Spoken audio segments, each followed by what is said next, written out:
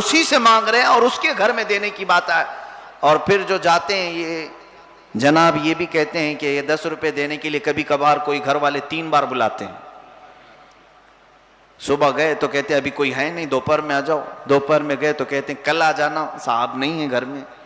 10 روپے دینے کے لیے تمہارے گھر کی ماچس اور لائٹر ختم ہو جائے جس سے آگ نہیں جلتی تو اس سے بھی زیادہ پیسے خرچہ کر لیتے ہو.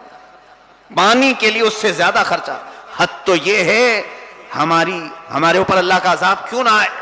میں سوال کرتا ہوں کیوں اللہ کی ناراضگی نہ ہو ہمارے اوپر کہ ہم اپنے پیٹ کی غلاظت نکالنے کے لیے کسی بھی شوچالیہ کو 10 روپے دینے کو تیار ہیں. ہمارے پیٹ کی غلاظت نکال کر کے آنے کے لیے وہاں پیسے پکڑا کے آتے ہیں, اور اپنے فخر اور گھمنڈ اور غرور کو دکھانے کے لیے ہوٹل کے ویٹروں کو 50 روپے پکڑا دیں. یہ کبھی شرم اور عیب نہیں محسوس کرتے. لیکن یہی چیز ہمارا مسجدوں کے ساتھ یہ تعلق ہے.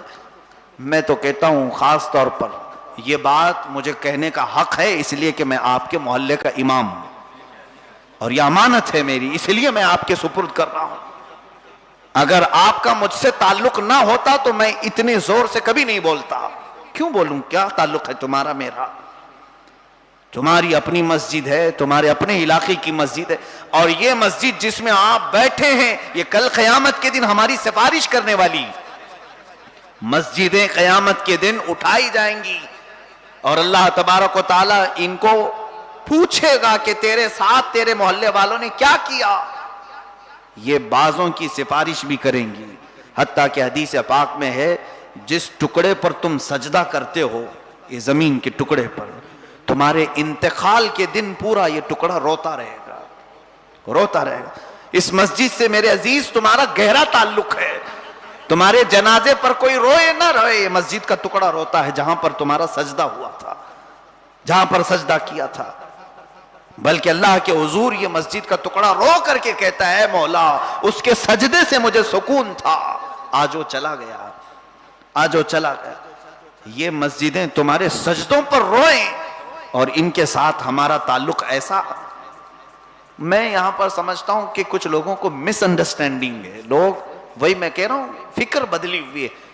لوگوں نے یہ سوچ کر کے رکھا ہے کہ کمیٹی والوں کو کیوں دوں. کمیٹی والوں سے آپ کا حساب کتاب لینے کا حق ہے, کیونکہ جو چندہ جو پیسہ آپ نے دیا اس میں سے ایک آنا بھی وہ اپنے جیب میں نہیں ڈال سکتے. چاہے کسی بھی مسجد کے ہوں, صدر, سیکریٹری یا کوئی پوری تنظیم ہو, مسجد کا مال وہ اپنے ذاتی خرچ کے لیے نہیں لا سکتے, ان کے لیے حرام ہے.